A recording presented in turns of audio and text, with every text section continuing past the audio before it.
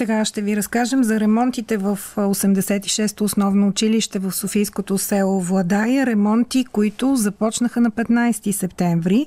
Родители заснеха видео, което разпространиха в интернет. Това даде повод на заместник-кмета по строителството в София Ирина Савина да разпореди спешна проверка. По темата работи Евелина Стоянова. Ето ги и останалите подробности.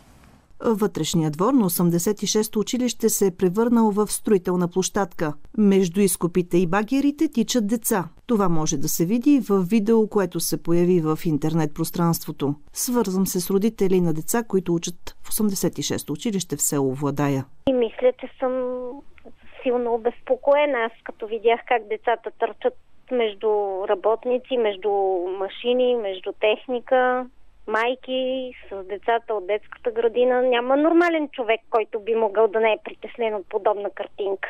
Тези ремонти не трябва ли да се правят, когато децата са във ваканция? Естествено. Ние всички очакваме да се случват такива неща, когато децата са ваканция, но очевидно нито в детската градина са се случили, нито в училище. Нещо са опънали там обезопасителни ленти, но не знам дали е достатъчно безопасно. Всъщност всеки се притеснява родител. Аз не знам и какво се прави, да ви кажа. Не съм наясно. Никой не ви е информирал като родители какво се случва? Мене лично не, някои други родители може да ги информирали, не знам. Аз, доколкото знам, мисля, че щяха да правят изолация външна, но там са разкопали стълбите, но не знае какво копаят. Би трябвало да бъдат информирани родителите, извадили са плочките и ще се поставят, предполагам, нови. Защо в началото на учебната година започва ремонт в двора на 86-то училище? Търся кмета на район Витоша Тодор Петков.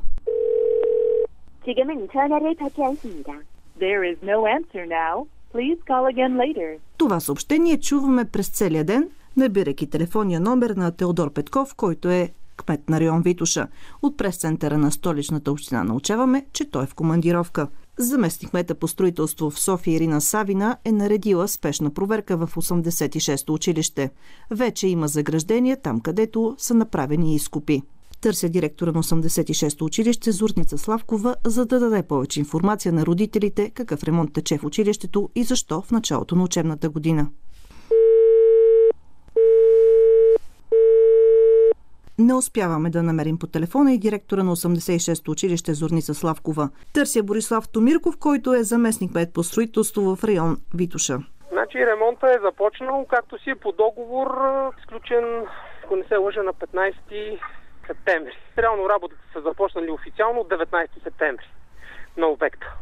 Защо толкова късно започва? Защото имаше една дълга процедура по ЗОП да се усвоят парите и поради тази процедура от ЗОП не можахме да ги усвоим по-рано, да изберем изпълнител. Относно това видео, което е излязло, сега честно казано, тук се работеше основно през почивните дни. Непрекъснато всеки ден се осъществява контрол на обекта. Не сме констатирали някакви проблеми, както с наличие на деца. Ясно е, че ние след 5 часа особено няма как да ограничим достъпа на хора до двора на училището. Но към тези дни, когато сме присъствали тук, ние не сме констатирали никакви проблеми, като тези, които са изведени във видеото. Явно това е нещо, което е станало явно в началото на строителните дейности. Както и да е, реагирали сме на въпроса, в момента обекта се обезопасява. Се опъва една предпазна мрежа около обекта и се надявам от тук нататък повече да няма такива видеа и конфликти, които да създават проблеми в гражданството. Аз се чух с родители, които са много притеснени да не стане инцидент с децата им, господин Томирков. Вие казвате, че няма място за притеснение. Често казано, сега, ако имате възможност да дойдете да го видите обекта, ще видите, че към момента няма абсолютно никакво място за притеснение сега. Наложително ли беше в началото на есенния сезон да започне ремонта? Наложително, защото това са средства, които се отпускат от Столична община. Трябва да бъдат усвоени до края на учебната година. Второто, което е, просто тази сграда има конструктивни проблеми, които трябва да бъдат отстранени. По договор ремонт трябва да приключи до края на октомври. И просто аз недоумявам каква е била причината за това видео. Притеснение на родителите, господин Томирков, аз ли да ви казвам причината каква е? Не. Качествено ли се извършва ремонта в момента, след като сте там на място и следите? Ами вижте сега, за момента това, което се извършва, това е подмяна на канализацията, вътрешната дворна канализация. В момента това, което се е извършено качествено. Аз почти всеки ден съм тук на обекта, няма никакви проблеми, елате, следете, контролирайте, пишете, показвайте ни грешките, ние сме доволни от тези неща. Значи не се крием. За 12+3 Евелина Стоянова.